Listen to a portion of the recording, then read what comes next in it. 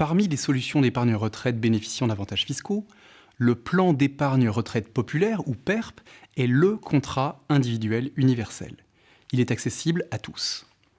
Créé en 2004, ce produit mal né et mal vendu a bénéficié d'améliorations majeures qui en font aujourd'hui une solution extrêmement performante.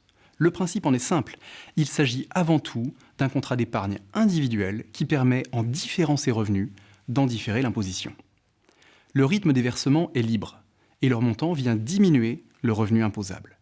Cette épargne bénéficie de facto d'un abondement de l'État à hauteur de la tranche marginale d'imposition.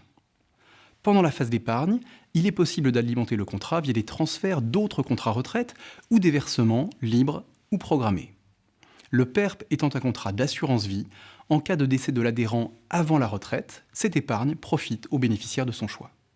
Par ailleurs, en cas d'accident de la vie, par exemple fin de droit au chômage, invalidité, décès du conjoint, l'épargnant peut débloquer le capital sans fiscalité et sans prélèvements sociaux.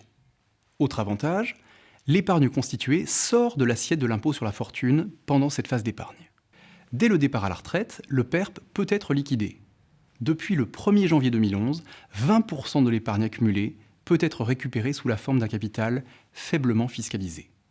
Les 80% restants sont convertis en revenus viagers, soumis à l'impôt sur le revenu. Une exception à cette règle. 100% du capital est disponible en cas d'acquisition de la résidence principale à 2 conditions. Avoir dépassé l'âge de la retraite, ne pas avoir été propriétaire dans les 2 ans qui précèdent.